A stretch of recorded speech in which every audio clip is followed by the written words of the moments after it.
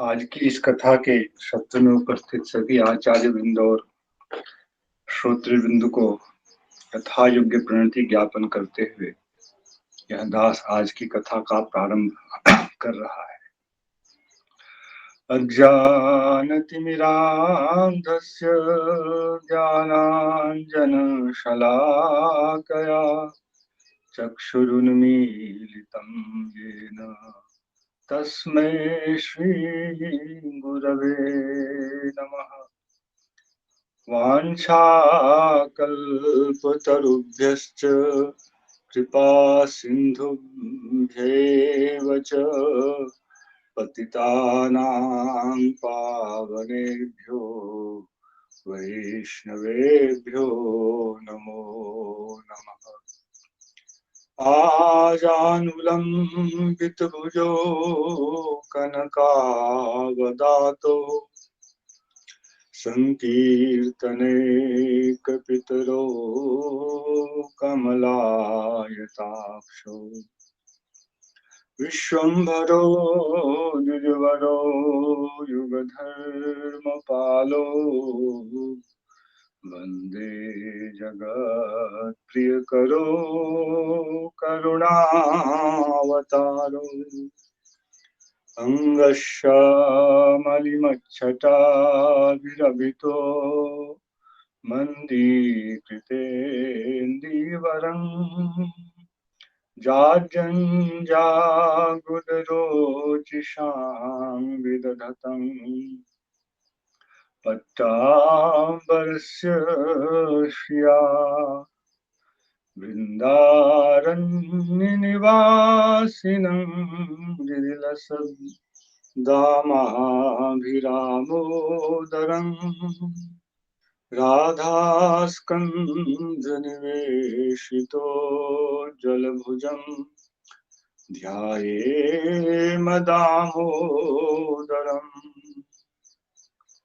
हरे कृष्ण कृष्ण कृष्ण हरे हरे, हरे राम राम राम हरे हरे। नारायणं नमस्कृत्य नरं चैव नरोत्तमं देवीं सरस्वतीं व्यासं ततो जयमुदीरयेत्। यं प्रव्रजन्तमनुपेतमपेतकृत्यं द्वैपायनो विरह कातराजुहाव पुत्रेति तन्मयतया तर्वोऽभिनेदु स्तं सर्वभूतहृदयं मुनिमानतोऽस्मि। एक निमिष।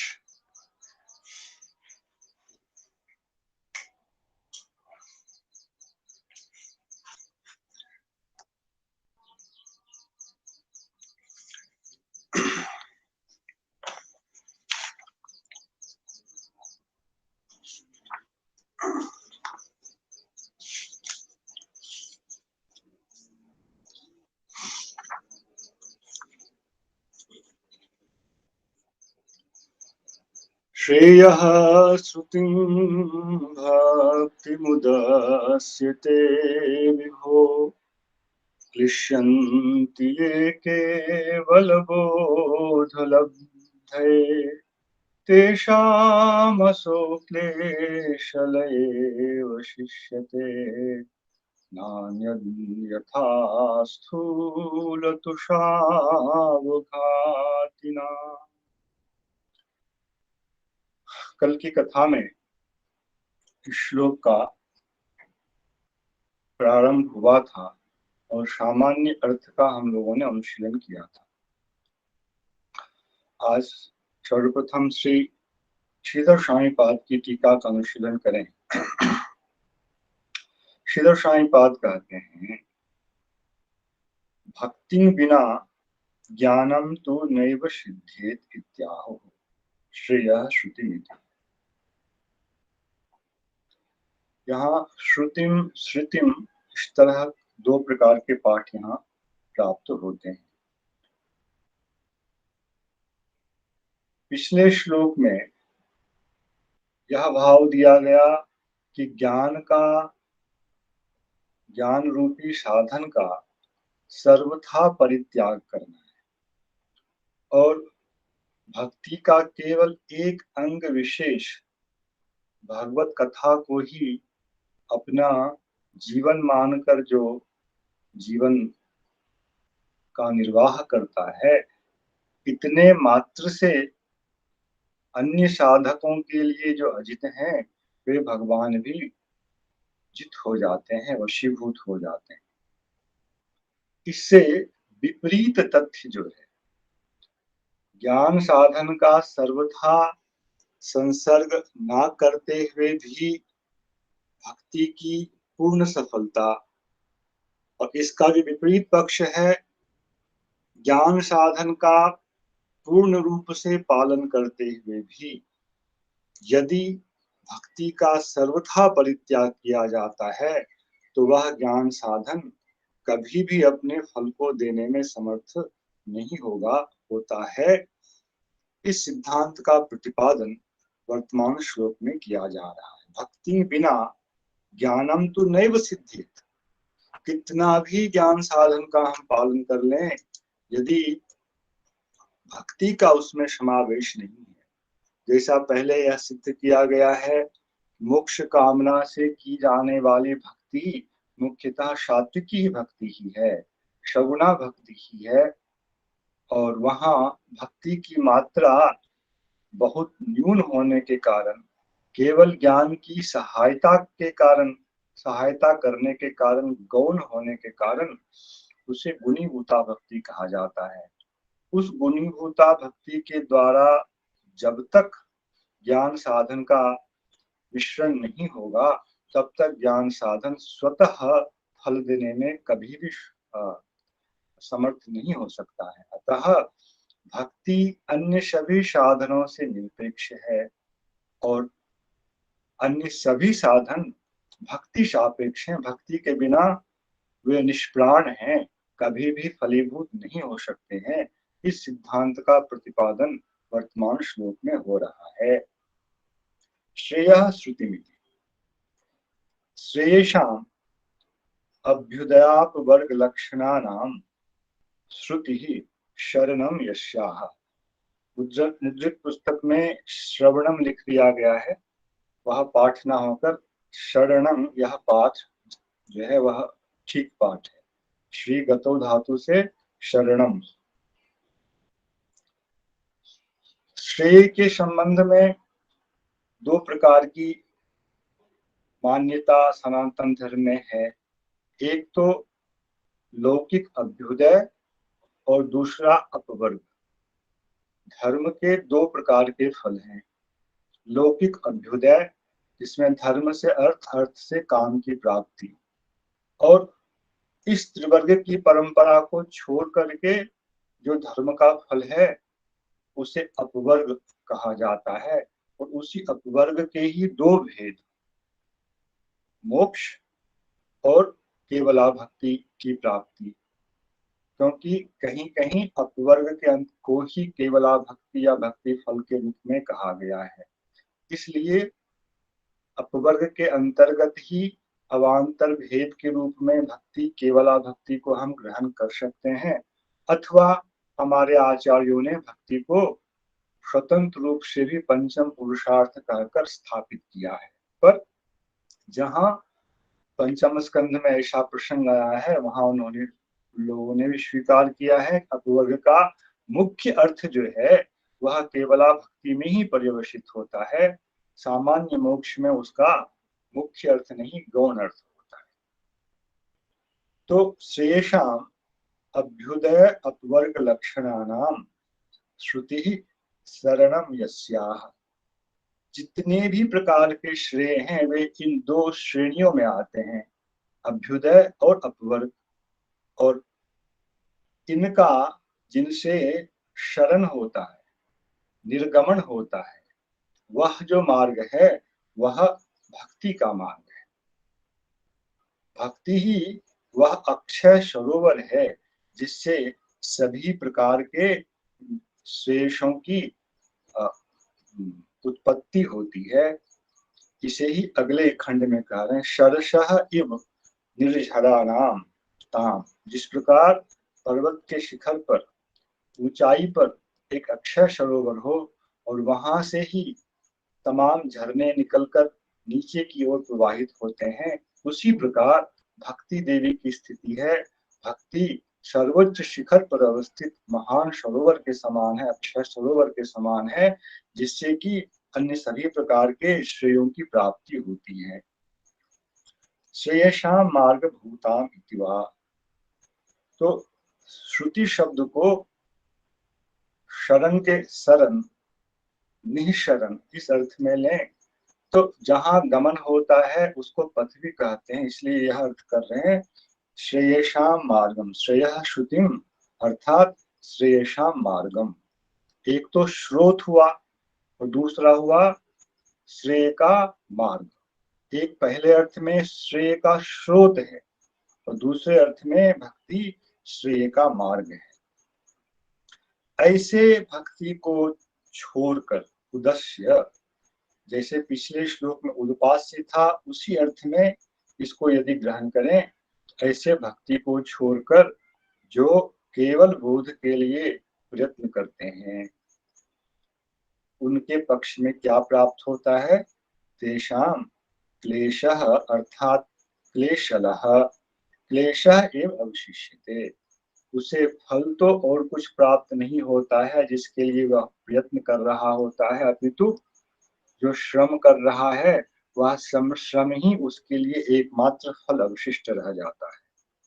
अयम भावः यथा अल्प प्रमाणम धान्यम परित्यज्य अंतःकरणहीनान् स्थूलान् धान्याभासान् तुषान् एव अवघ्नन्ति तेषां न किंचित फलम्।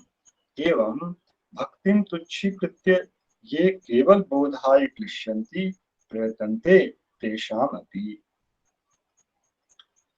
यह हम लोगों का भी एक सामान्य अनुभव है कि यदि कोई केवल कथा का श्रवण करे एकनिष्ठ होकर, तो हम समझते हैं उसके द्वारा कोई बड़ा साधन नहीं हो रहा है जीवन में।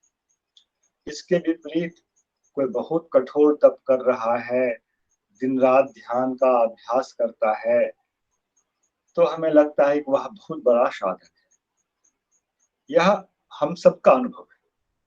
भक्ति के क्षेत्र में भी कोई यदि केवल कथैक जीवनीभूत होकर के जीवन यापन करता है, बैठ करके 3 लाख 5 लाख हरिनाम नहीं करता, तो भी हमारी भावना ऐसी प्रायः होती है। तो यह जो हम लोगों का अनुभव है, उसको यदि दृष्टांत के रूप में लें, कोई कुछ नहीं कर रहा है, केवल कथा का श्रवण कर रहा है, तो लगता है यह बहुत छोटा सा काम कर रहा है, इसमें ज्यादा कुछ नहीं है, हम बड़ा काम करें। अल्प प्रमाणम धान्यम परित्यज्य, भक्ति का केवल भगवत कथा का श्रवण जो है, यह अंग जो है, इसकी उपमा दी गई है थोड़े परिमाण में ही वह धान्य है, पर उसके अंदर अभी तंडुल है। पर लगता है इसको करने से क्या पता चलेगा कि हम कुछ कर रहे हैं, हम कुछ बड़ा करके दिखाएं।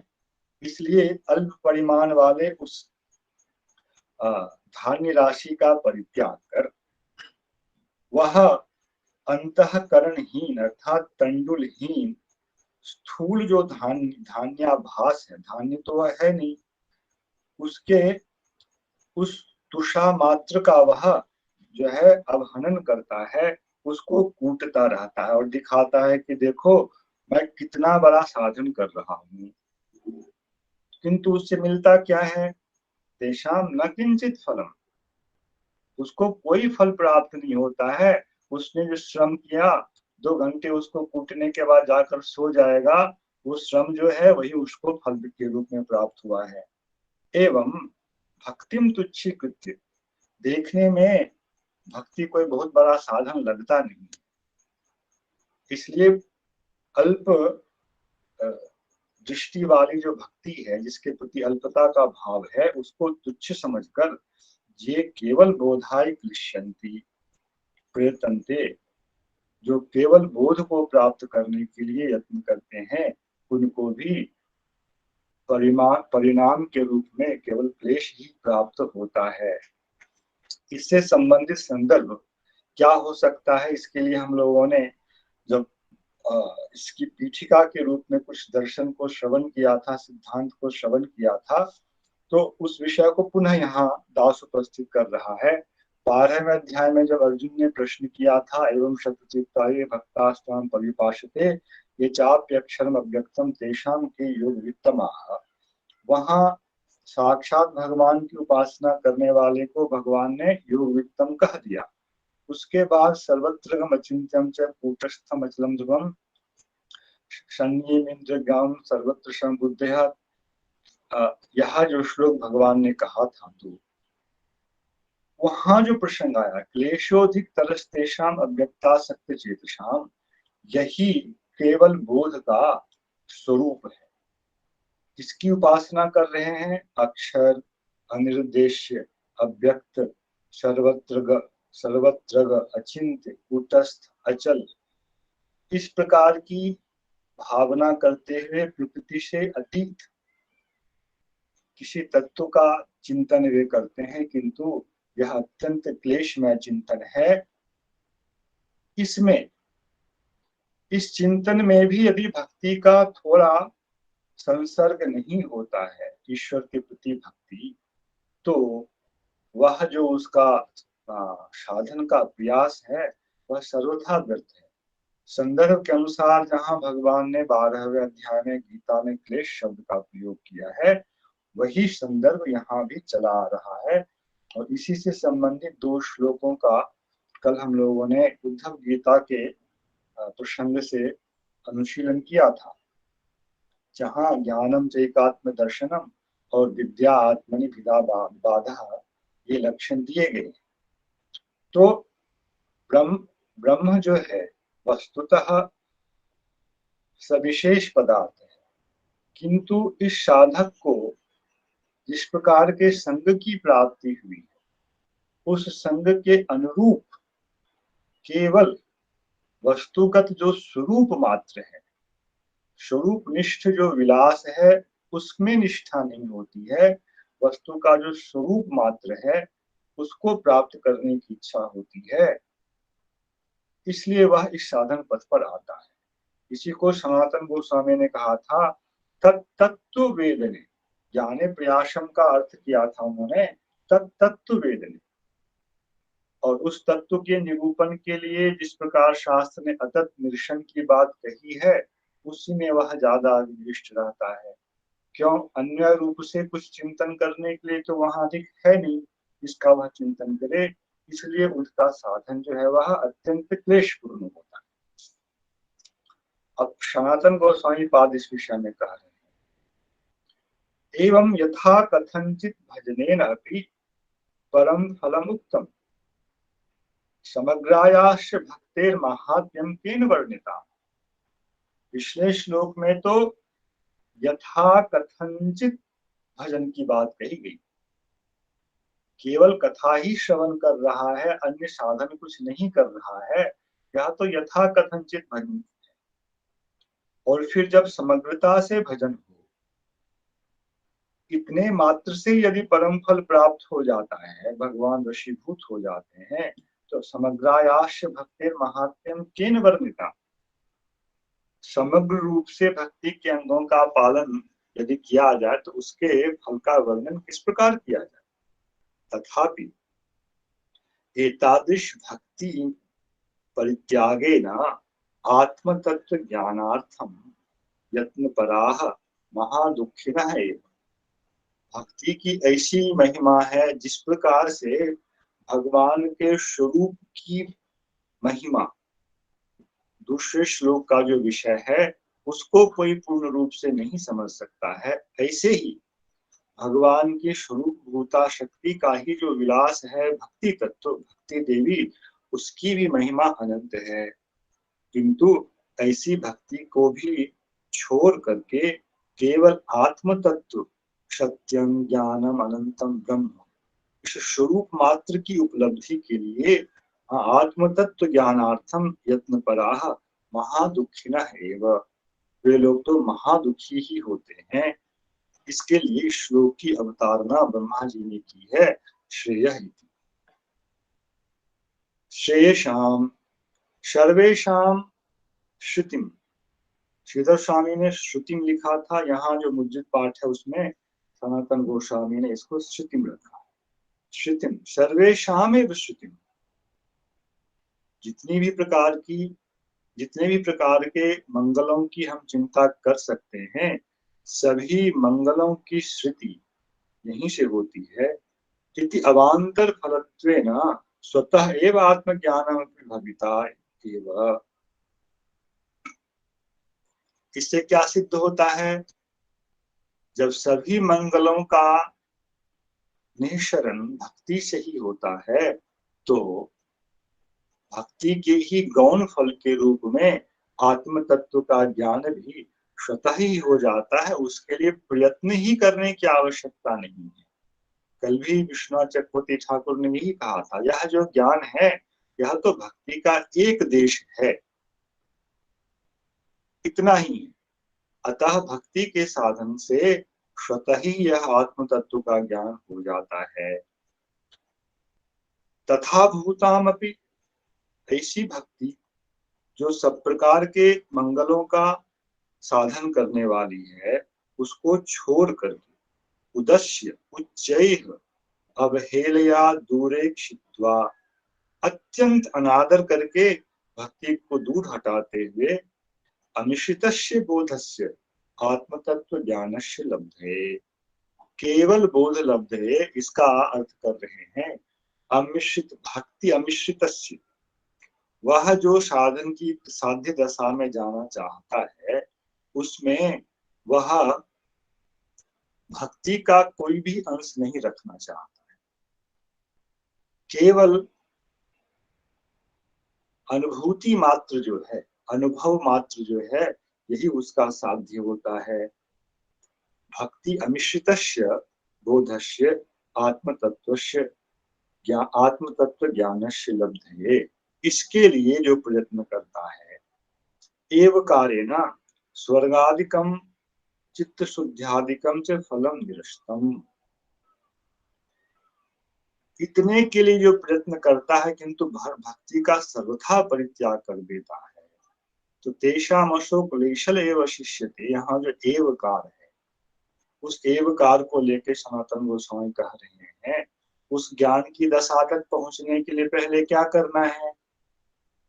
चित्त को शुद्ध करना है। चित्त को शुद्ध किए बिना उस दशा में नहीं पहुंचा जा सकता है। चित्त को शुद्ध करना मतलब हम लोगों ने जो वह श्लोक अनुशीलन किया था, जिसमें कहा गया था, जहां शद अशद रूप जो आरोपित है, उसका स्वसंविदा जो है जब तिरोधान हो जाएगा, तब ब्रह्म का दर्शन होगा, यदि यह संभावना के रूप में कहा था।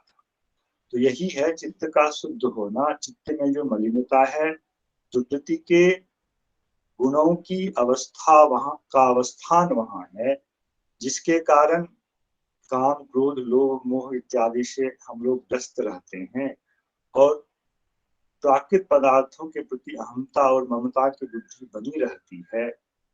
इससे शुद्ध होने के बाद ही ज्ञान का उदय होता है। तो बोलते हैं ज्ञान का उदय तो बहुत दूर की बात है, भक्ति का सर्वथा परित्याग कर देने से उस ज्ञान की पूर्व पीठिका जो है चित्त का शुद्ध होना, वह भी उसे प्राप्त नहीं होता है। और उससे भी निकृष्ट यदि सकाम होकर कोई यदि भक्ति करता है, तो उसको स्वर्ग आदि की प्राप्ति हो जाती है। इस ज्ञानी को तो वह भी प्राप्त नहीं होने वाला है। इसलिए तेषाम अशोक क्लेशल एव शिष्य, वह इच्छा भी नहीं करता है स्वर्ग की प्राप्ति, और भक्ति भी नहीं करता है, तो स्वर्ग की प्राप्ति भी उसको नहीं हो सकती। उससे तो श्रेष्ठ अंततः कर्मी है, सकाम कर्मी है। जद्वा दूसरा अर्थ कर रहे हैं, कथनचित अपि,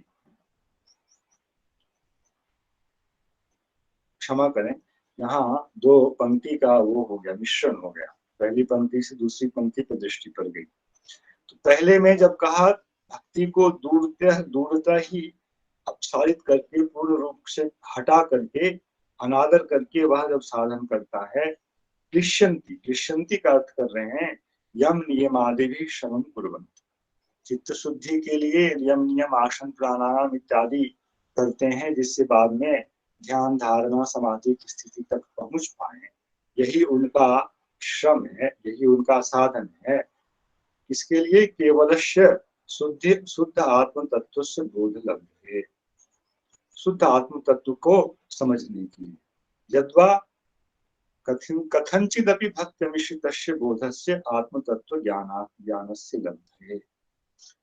केवल शब्द के लिए दो अर्थ होने किया सनातन गोस्वामी पाद ने।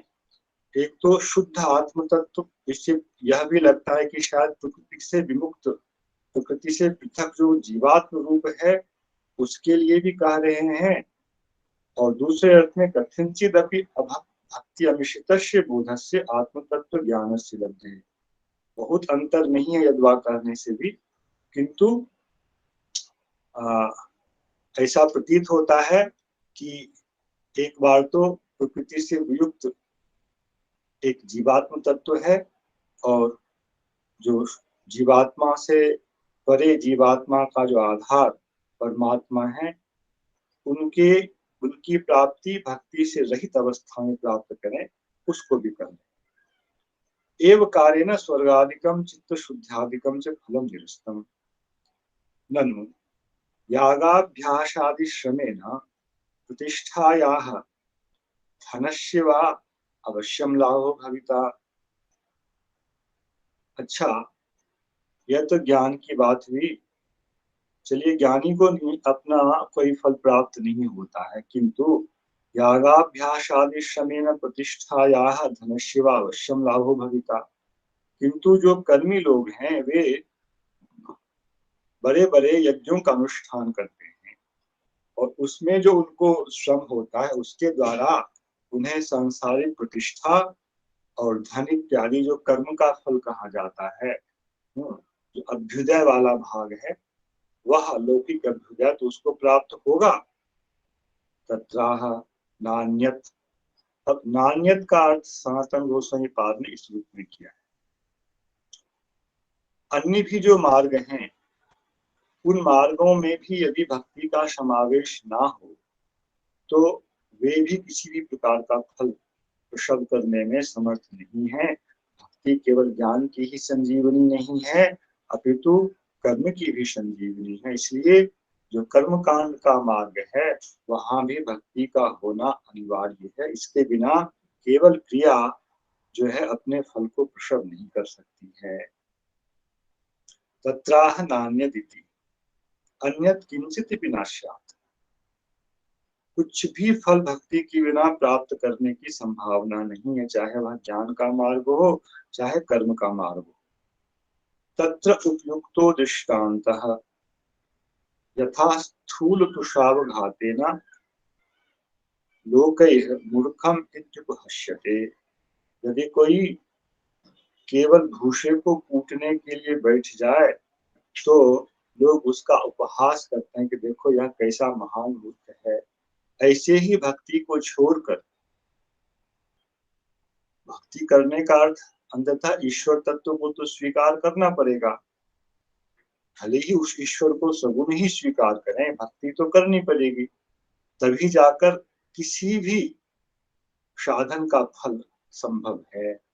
और इसको छोड़कर जो कर रहे हैं उनके ऊपर लोग, विद्वान लोग ऐसे ही उपहास करते हैं जैसे कि धान्य को छोड़कर कोई केवल भूसे को कूटने का प्रयत्न करे। इससे क्या होता है, तुषा अर्थात बुषानी तेषाम अपि अतिचूर्णितानां नाशः केवल हस्तादि वेदना एव स्यात्। वो भूषा किसी काम में भी आता पर इसने तो परिश्रम करके उसको इतना चूर्ण कर दिया कि शायद उसकी भी उपयोगिता खत्म हो गई और इसे मिला कुछ नहीं, केवल क्लेश ही क्लेश इसके पक्ष में आया। तद्वत् इत्यर्थः। विभो श्रेयः श्रुतिं भक्तिमुदश्यते विभो विभो अर्थात हे प्रभु इति अवश्य भजनीयता उक्ता। विभु शब्द का अर्थ यहाँ प्रभु करने से ब्रह्मा जी ने यहाँ व्यंजित किया कि आपका भजन करना अनिवार्य है, जिस रूप में भी हो, तभी कोई साधन जाकर अपना फल प्रदान कर सकता है। अतः तेषाम नगर नरक पातोपि स्यात्, भगवान का भजन अवश्य है। और अनादर, ईश्वर तत्व का भी अनादर यदि अधिक अधिक परिमाण में हो जाए तो तेषाम नरक पातः अपि स्यात् इति भाव। केवल फल का ही नुकसान नहीं होगा, निष्फल ही वह नहीं होगा, अनादर का फल यह भी होगा कि उसे नरक भी प्राप्त हो सकता है। तथा एकादशे, एकादश स्कंध में इससे संबंधित एक श्लोक है। येषां पुरुषं साक्षादात्मप्रभमीश्वरं न भजन्त्यभिजानन्ति स्थानां भ्रष्टाः पतन्त्यतः। वहाँ वर्णाश्रम से संबंधित धर्म की बात आई है। जहाँ इसके पीछे वाला श्लोक है, मुख बाहुरुपादेभ्यः पुरुषस्याश्रमैः चत्वारो जग्गिरे वर्णाः गुणैः विप्रादयः पृथक्। य एवं पुरुषं साक्षात् आत्मप्रभवमीश्वरं न भजन्त्यभिजानन्ति स्थानात् भ्रष्टाः पतन्त्यतः। ईश्वर तत्व को ही लक्ष्य करके कह रहे हैं, उस विराट पुरुष को लक्ष्य कर उनके मुख, बाहु, ऊरु और चरणों से आश्रमों के साथ 4 प्रकार के वर्णों की सृष्टि हुई। विप्रादि अलग अलग 4 प्रकार के वर्णों की सृष्टि हुई, किंतु तो क्या हुआ, वे जगत पिता हो गए, उनके मूल हो गए। तथापि जो ऐसे पुरुष, विराट पुरुष जो हैं, जो साक्षात आत्म प्रभव ईश्वर हैं हम लोगों के लिए, उनका जो भजन नहीं करते हैं, वे केवल निष्फल ही नहीं होते हैं, स्थानात् भ्रष्टाः पतन्ति अधः। जो अधिकार उन्हें अभी प्राप्त हुआ है वहां से उनका अधः पतन ही अनिवार्य है। इसलिए अंततः यहाँ जिस रूप की बात कही गई वह सगुण रूप ही है, जिससे चारों वर्णों की उत्पत्ति होती है। अंततः उनका ही भजन करें। एकदम निर्गुण रूप जो भगवान श्री कृष्ण, इनका भजन ना भी करें, सगुण भक्ति भी उनको अवश्य ही करनी चाहिए, अन्यथा उनको फल तो नहीं ही मिलेगा। वो जिस उच्च स्थान को उन्होंने प्राप्त किया है उस स्थान से भी उनका पतन अवश्यम भावी है। यह तो सनातन गोस्वामी की दिशा रही। अब विश्वनाथ चक्रवर्ती ठाकुर यहाँ का, कल उन्होंने यह विषय रखा था कि कथा का ज्ञान, एक देश ही जो है वह ज्ञान है, जिससे कि संसार से भी जीवों का उद्धार हो जाता है। अब पहले उस विषय को वे पुष्ट कर रहे हैं प्रमाण के द्वारा। श्रवण कीर्तनादि नाम एक तर्यापि भक्त्या कृतार्थी भवन्ति।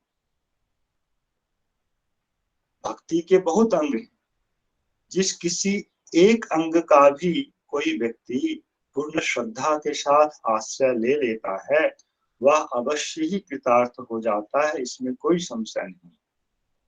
और इसके संबंध में नृसिंह पुराण से वे एक श्लोक उद्धृत करते हैं। पत्रेषु पुष्पेषु फलेषु तोयेष्वत्रीकलभ्येषु सदैव सत्सु भक्त्या सुलभ्ये पुरुषे पुराणे मुक्त्यै किमर्थं क्रियते प्रयत्नः। सदैव सत्सु, सदा ही ये पदार्थ विद्यमान है, और विद्यमान है तो सब लोगों को क्रय करने की सामर्थ्य नहीं होती है, तो सब लोग जो है अच्छे अच्छे द्रव्यों से भगवान की उपासना नहीं कर पाते हैं। तो कहते हैं सदैव सत्सु नहीं, इतना ही नहीं, अक्रीत लभ्येषु, उसको खरीदने के लिए किसी धन की भी आवश्यकता नहीं है, बिना खरीदे ही जो चीज प्राप्त है। और ऐसे द्रव्य क्या है? पत्र, पुष्प, फल और जल, ये तो ऐसे ही प्राप्त है, इसके लिए किसी मूल्य की भी आवश्यकता नहीं है। फिर भी और इसके द्वारा भगवान का भजन करना और उसके द्वारा भगवान का सुलभ होना, भक्त्या सुलभ्ये पुरुषे पुराणे, इन सब पदार्थों के द्वारा ही, जहाँ संग्रह करने में भी कोई यत्न नहीं है, वस्तुएं सदा ही उपलब्ध हैं और इसके लिए किसी मूल्य की भी आवश्यकता नहीं है। ये पदार्थ कितने सहज रूप से उपलब्ध हैं। और दूसरी ओर इन पदार्थों के द्वारा ही इनका भगवान को समर्पण करते हुए जो भक्ति की जाती है, उससे वह पुराण पुरुष भी उतने ही सुलभ भी हैं। तथापि मुक्ति किमर्थम क्रियते प्रयत्न, जब स्वयं भगवान ही इससे सुलभ है, मुक्ति दाता ही सुलभ है, तो फिर मुक्ति के लिए लोग क्यों प्रयत्न करते हैं? यह हम लोगों के भी समझ में बात नहीं आती है। तो पता नहीं भगवान की माया का ही यह प्रभाव है कि भगवान के शुद्ध भजन में लोगों की प्रवृत्ति नहीं होती। तदपि भक्ति की ऐसी महिमा है कि एक भी अंग का निष्ठापूर्वक यदि पालन कर लिया जाए तो जीव कृतार्थ हो जाता है। तदपि ये ताम परिहाय ज्ञाने प्रयासवंत, ऐसी महामहिमामयी भक्ति का परित्याग कर, सर्वथा परित्याग करके उस अप्रमेय अक्षर तत्व की उपासना में रत रहते हैं, बहुत प्रयास करते हैं। ज्ञाने प्रयासवंतः तेषां दुःखमेव फलति, उनको दुख ही प्राप्त होता है फल के रूप में। इसी तथ्य का श्लोक में प्रतिपादन है। बाकी शेषाम अभ्युदया वर्ग लक्षणानाम श्रुति शरणम यस्याह, यह श्रीधर स्वामी की तरह इन्होंने लिखा है। सर्वशरीराणाम ताम तब भक्ति मुदश्य श्री स्वामी चरणानाम व्याख्या। अब जो अपनी तरफ से कह रहे हैं यह थोड़ा सा सुने। श्रेयांसी ज्ञान कर्मादि नाना साधन साध्यानि फलानि ययैव स्युः ताम भक्तिम त्यक्त्वा, साधन के रूप में ज्ञान, कर्म, तप, स्वाध्याय इत्यादि अनेक प्रकार के साधनों का वर्णन है और उनसे प्राप्त होने वाले जो साध्य फल हैं, उन सब की प्राप्ति जिस एक साधन के द्वारा संभव है, ऐसे भक्ति को त्याग करके, यही श्रेय श्रुतिम इस शब्द का अर्थ है। श्रेय श्रुतिम विहाय तेषाम असो क्लेशलः, क्लेशल शब्द का अर्थ इन्होंने किया है क्लेशम लाति ददाति, यह क्लेश को प्रदान करता है और वही शिष्य अवशिष्ट रहता है। शिष्यते पर्यवसितो भवति, उसका पर्यवसान क्लेश प्रदान करने वाले फल में ही होता है।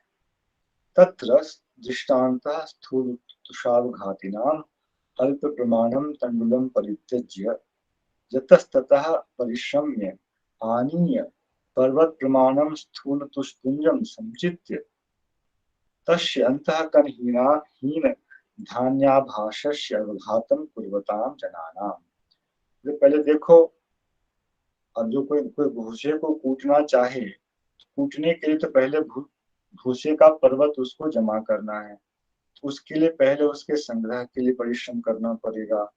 बहुत परिश्रम करके उसको लाया, फिर उसको पर्वत प्रमाण का बनाया और फिर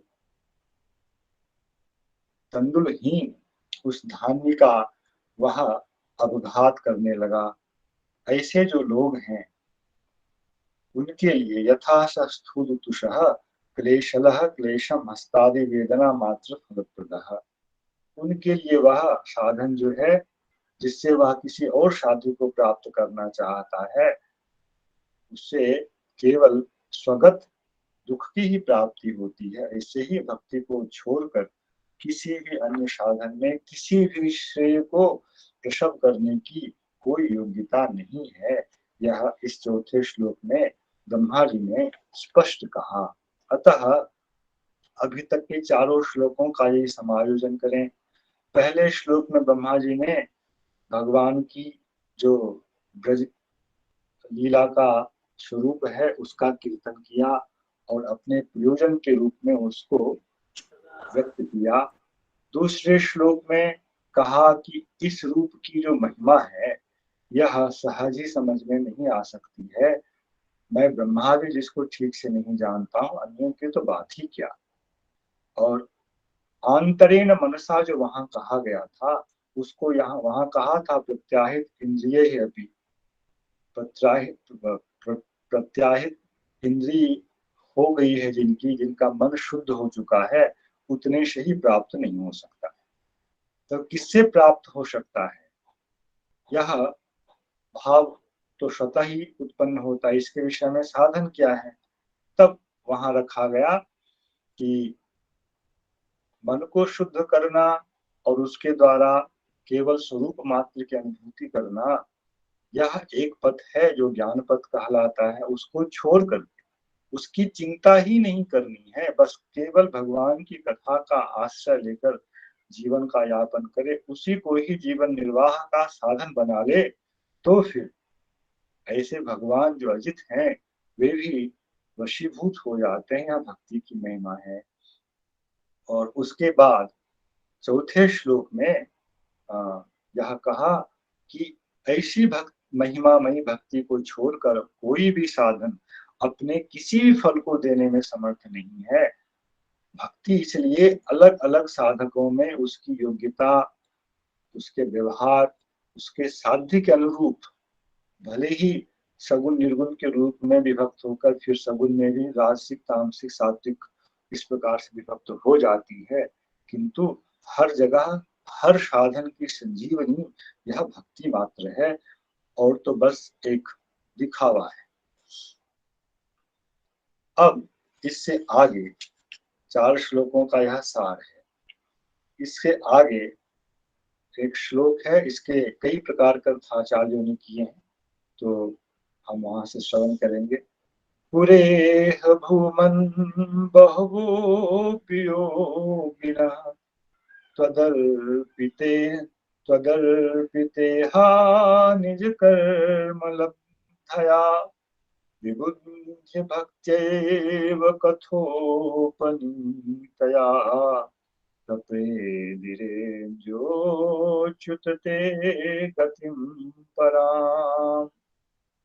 अब जिस विषय का प्रतिपादन ब्रह्मा जी ने स्वयं कर दिया है उसको प्रमाणित कर रहे हैं कि मैंने ऐसा कह दिया, केवल यह मौखिक बात नहीं है, यह एक प्रामाणिक विषय है कि भक्ति के द्वारा ही वह परम गति को प्राप्त किया, उस परम गति को प्राप्त किया जा सकता है जहां जाकर आपके स्वरूप जो गुण है, उसकी जो महिमा है, इसका अनुभव हो सकता है। इस विषय में जो है प्रमाण दे रहे हैं एक तरह से। पूरे पूरा यह संसारे बहवोपि योगिना, अनेक योगीगण, और यहाँ भूमन भगवान का जो है यह संबोधन दिया गया है।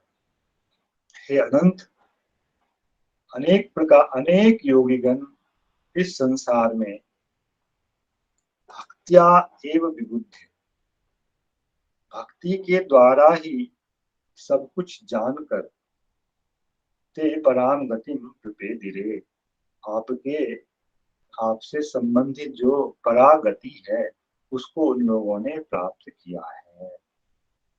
और भक्ति कैसे, इसके लिए 2 विशेषण दिए गए हैं, 3 भी कह सकते हैं। त्वदर्पितेहा निज कर्म लब्धया और कथोपनीतया। इस भक्ति के प्राप्ति के रूप में इन 2 हेतुओं को यहाँ उपनिष्ठ किया गया है। और भगवान के लिए पुनः एक विशेषण है अच्युत। और इस गति को प्राप्त करने में क्या उन्हें क्लेश हुआ है? जो ज्ञानियों को होता है कोई क्लेश नहीं हुआ है। हे अच्युत, अंजह ते पराम गतिम प्रपेति। बहुत सहजता से बिना किसी क्लेश के उन लोगों ने परागति को प्राप्त किया। परागति अर्थात पराभक्ति को प्राप्त किया है, जिसके द्वारा ही आपके इस स्वरूप संबंधी गुणों का, महिमाओं का अनुभव संभव है। यह सामान्य अन्वय है। श्रीधर स्वामी पाद कह रहे हैं, भक्तेव ज्ञानम नान्यथा इत्युक्तम। भक्ति के द्वारा ही ज्ञान की प्राप्ति हो जाती है, अन्य किसी प्रकार से नहीं। तत् सदाचारम प्रमाणयति। इस संबंध में जो है ब्रह्मा जी सदाचार को प्रमाणित कर रहे हैं। यह मैंने अपने मन से कह दिया ऐसी बात नहीं है, यही जो है परंपरा रही है। अनेक योगियों ने इसी प्रकार से आपको प्राप्त किया है। पुरानी हे भूमन अपरिछिन्न। अब भगवान के इसी रूप को श्रीधर स्वामी पाद अपरिछिन्न कर रहे हैं। यह नहीं कह रहे हैं कि इसमें रहने वाला जो स्वरूप है वह अपरिछिन्न है। हे भूमन, हे अपरिछिन्न, इह लोके पूर्वम योगिनोपि सन्तः योगैः ज्ञानं प्राप्यपि पश्चात् त्वदर्पितेहाः त्वय्यर्पिताः लौकिकी प्रीहा चेष्टायैः ते। अब योगिना, यहाँ श्रीधर स्वामी पाद ने मान लिया कि इसी प्रकार से वह जो अष्टांग योग वाला योगी है, इससे ध्यान धारणा समाधि की स्थिति प्राप्त होती है। ज्ञान योग भी उससे बहुत पृथक नहीं है। थोड़ा सा ज्ञान योग भी पूर्ण रूप से अष्टांग योग का आश्रय करते ही है, केवल चिंतन के प्रकार में थोड़ा भेद होता है। पूरा इह लोके पूर्वम योगिनोपि सन्तः। योगी जो लोग हो चुके हैं वे लोग भी, अर्थात शगुन भक्ति करते हुए वे लोग अपने साध्य की स्थिति जो है वहां तक पहुंच गए। जैसे गीता का भाव है ना, ब्रह्म भूता प्रसन्न आत्मा न सोचते न कांक्षति सम सर्वेषु भूतेषु मद्भक्ति लभते पराम। तो वहां जिस प्रकार पूर्व और पर अवस्था का भेद है, उसी चीज को श्रीधर स्वामी पाद भी यहाँ लक्ष्य कर रहे हैं। पूर्व जो गुणीभूता भक्ति है उसके द्वारा वह योगी हो चुका है, किंतु अभी इतने से तो उसको भगवान के स्वरूप की जो महिमा है इसका बोध नहीं हो जाएगा। ऐसे योगी लोग भी योगिनोपि सन्तः योगैः ज्ञानं प्राप्यपि। सगुणा भक्ति के संयोग से ज्ञान को प्राप्त करके भी पश्चात ब्रह्मभूत अवस्था में आकर त्वदर्पितेहा, यह जो है इस श्लोक में कर्ता है। जो परागति को प्राप्त करने वाले हैं उनके लिए कर्ता जो है यहाँ पर त्वदर्पितेहा यह रखा। योगिनः विदुषाः त्वदर्पितेहा, आपके लिए ही समर्पित हो गई जिनकी लौकिकी भी चेष्टा। प्रायः जब योग मार्ग में निष्काम कर्म का आचरण किया जाता है, भगवद अर्पित निष्काम कर्म का आचरण किया जाता है, तो सब लोग सीधे भगवान को ही समर्पित करते हैं, यह भी नहीं होता है। इसलिए ठीक से आप लोग ध्यान दें तो तीसरे अध्याय का जो श्लोक है जो प्रथम बार कर्म के समर्पण का विषय उठाता है, वहां ब्रह्मण्याधाय कर्माणि ऐसा ही शब्द भगवान ने प्रयोग किया है। अर्थात जो साधक है उसको भगवान से संबंधित, भगवान के स्वरूप से संबंधित जो महिमा है उसका ठीक प्रकार से शास्त्रीय बोध नहीं होने के कारण वह ब्रह्म को ही परम तत्व मान करके ब्रह्म को ही कर्म का समर्पण करता है। हम लोगों के अनुसार यह व्याख्या, और उसी समर्पण कर्म के समर्पण के द्वारा उसे जो फल प्राप्त होता है उसका स्वरूप है चित्त की शुद्धि। और फिर चित्त शुद्धि की दशा में जो वह आगे की क्रिया करता है भक्ति सहित, उसका फल है ज्ञान की प्राप्ति। चित्त शुद्धि मतलब योगारूढ़ की अवस्था में आना। उसके बाद वह फिर योगारूढ़ इत्यादि होता है, योगारूढ़ योगाधिरूढ़ इत्यादि। तो उस समय वह अपनी लौकिकी चेष्टा का समर्पण नहीं कर रहा होता है। कर्मयोग, निष्काम कर्मयोग की पद्धति में केवल जो शास्त्र विहित कर्म है अपने वर्ण और आश्रम के अनुसार, उसका ही समर्पण वे लोग करते हैं, लौकिकी चेष्टा का समर्पण नहीं करते। इसलिए अब इस दशा में पहुंच जाने के बाद, ज्ञान की दशा को प्राप्त कर, अब जो है वह अपनी लौकिकी चेष्टा का ही समर्पण भगवान में करता है। और इसलिए यह जो श्लोक है, इसका जो विषय है वह भगवद गीता में 9वें अध्याय में आया है। पत्रम पुष्पम फलम तोयम यो मे भक्त्या परिस्पृच्छति।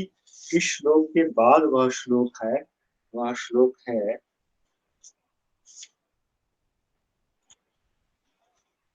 तदहम भक्ति प्रीतम अश्नामि प्रेतात्मना। यह तो केवला भक्ति का स्वरूप है। पत्रम पुष्पम फलम तोयम यो मे भक्त्या परिस्पृच्छति, जिसका अभी चक्रवर्ती ठाकुर ने वर्णन किया। इतने से ही भगवान सुलभ है, तब भी लोग मुक्ति के लिए प्रयास करते हैं। हाय क्या अनर्थ है।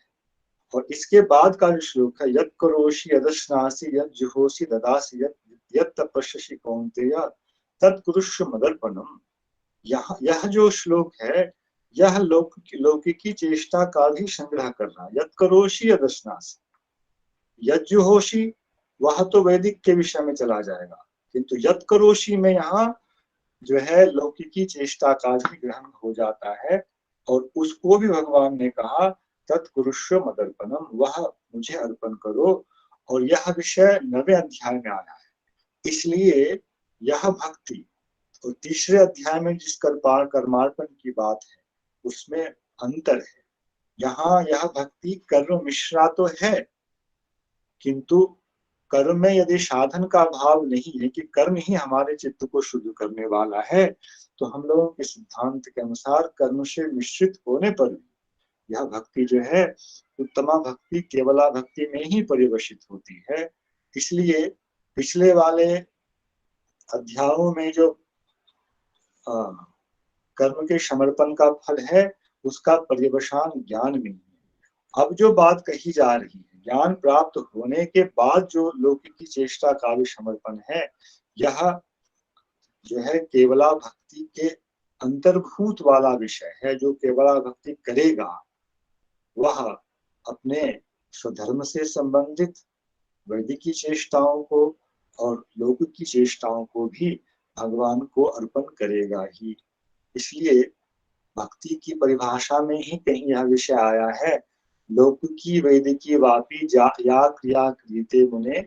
यह एक श्लोक है, पूरा श्लोक अभी बहुत दिनों के बाद इसको स्मरण करने का प्रसंग आया है। थोड़ा समय लगेगा पूरी श्लोक को स्मरण करने। तो वहां लौकिकी वैदिकी दोनों ही क्रियाओं का समर्पण भगवान को किया जाता है। अब आकर के ज्ञानी हो करके अब इसे यह बात समझ में आई है कि हमें क्या करना चाहिए वस्तुतः। इसलिए अब जो है वह अपनी लौकिकी चेष्टा का भी समर्पण करता है। यह तो यहाँ करता हुआ इस वाक्य का। और फिर निज कर्म लब्धया, यहाँ जो निज कर्म लब्धया का भाव है, यह है इसकी वैदिकी चेष्टा। स्वधर्म के अनुसार जो कर्म उसको प्राप्त था, उसका भी समर्पण करते हैं। तदर्पितैः विजय कर्म भी लब्धया, लौकिकी चेष्टा का भी समर्पण किया। जो लौकिकी का करेगा तो वैदिकी का तो करेगा ही करेगा। और इस प्रकार दोनों कर्मों के समर्पण से जो प्राप्त हुई है भक्ति, उसके द्वारा आपको वे जानते हैं और जानकर परागति को प्राप्त करते हैं। यह तो पहले भक्ति के पहले विशेषण का अन्वय है। और यहाँ यद्वा से एक अर्थ यहाँ समझना चाहिए। यहाँ क्या हुआ श्रीधर स्वामी पाद ने तदर्पितेहा को तो कर्ता बना दिया और निज कर्म लब्धया इसको भक्ति का विशेषण बनाया, पर इससे थोड़े वे बहुत संतुष्ट नहीं है अपने इस अर्थ से, तो इन्होंने अब जो है दोनों पदों को मिला करके तदर्पितेहा निज कर्म लब्धया इस प्रकार से अर्थ किया है। त्वयि अर्पिता इहा च निजानि कर्माणि च, इसमें वे जो चीज को कहना चाह रहे हैं कि लौकिकी कर्म को भी और वैदिकी कर्म को भी आपके चरणों में वे समर्पित करते हैं।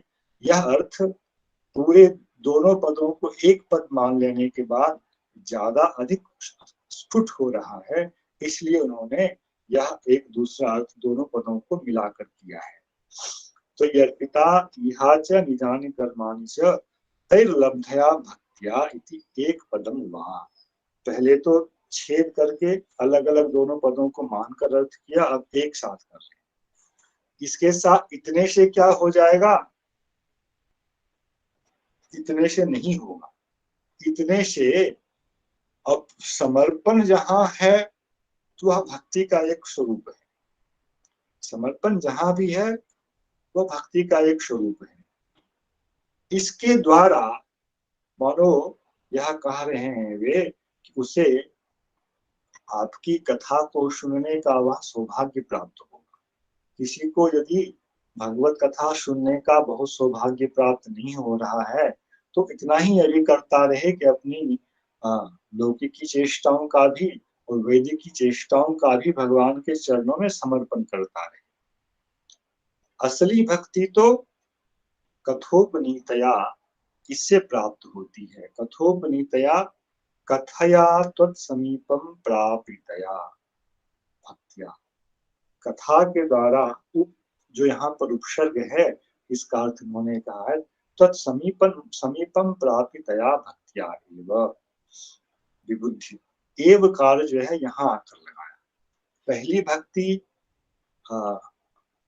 थोड़ी सी स्वरूपतः न्यून स्तर की भक्ति है, किंतु भगवत कथा से प्राप्त जो भक्ति है वह भक्ति अत्यंत प्रबला होती है और उसके द्वारा ही भगवान के स्वरूप से संबंधित महिमाओं का अनुभव संभव है।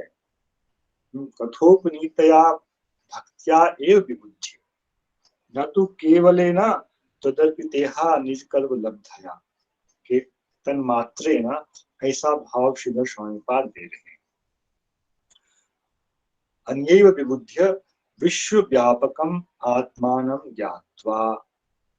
अब यहाँ भगवान को जो भूमन शब्द के द्वारा अपरिच्छिन्न रूप वाला कहा गया है उस अर्थ को ही इन्होंने यहाँ ग्रहण किया है।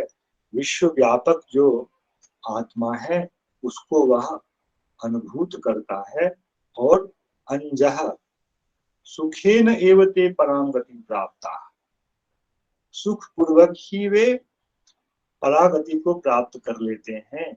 इसके विपरीत जो ज्ञानी लोग थे उनको कितना क्लेश होता है और क्लेश ही नहीं होता है। 12वें अध्याय गीता के अनुसार क्लेश होने पर भी जो उसे भगवान ने कहा थे प्राप्तवंती माम एवं, तो वहां किसी भले ही उन 2-3 श्लोकों में भक्ति शब्द का स्वतंत्र रूप से उल्लेख ना हो और वहां स्वतः भक्ति शब्द की सत्ता को स्वीकार करना ही पड़ेगा। उससे रहित होकर कोई भी भगवान के स्वरूप का अनुभव नहीं कर सकता है। इस प्रकार से केवल ज्ञानी, मिश्रित भक्ति, मिश्रित ज्ञानी और केवला भक्ति, इन तीनों स्तरों का जो है अनुशीलन इन 2-3 श्लोकों से हम लोगों को ब्रह्मा जी की स्तुति से प्राप्त हुआ। हम लोग इस तत्व को हृदय में धारण कर केवला भक्ति में प्रतिष्ठित होने का प्रयास करें, भगवान से प्रार्थना करें। इतना कहकर किसी भूल चूक के लिए दास आप लोगों से क्षमा प्रार्थना करते हुए कथा को विराम देता है। जय श्री कृष्ण, श्री कृष्णार्पणमस्तु। हरे कृष्ण कृष्ण कृष्ण हरे हरे, हरे राम राम राम हरे हरे। सभी वैष्णव वृंद, श्रोत्री वृंद और आचार्य वृंद के चरणों में पुनः पुनः दासता कोटि कोटि नमन। श्रीपाद हरिप्रिय प्रभु जी की जय। प्रणाम प्रणाम प्रणाम। जय श्रीपाद हरिप्रिय प्रभु जी की जय हो। जय जय जय जय। नमो नमः। प्रणामः प्रणामः। जय निताय, जय राधे, जय निताय, जय निताय।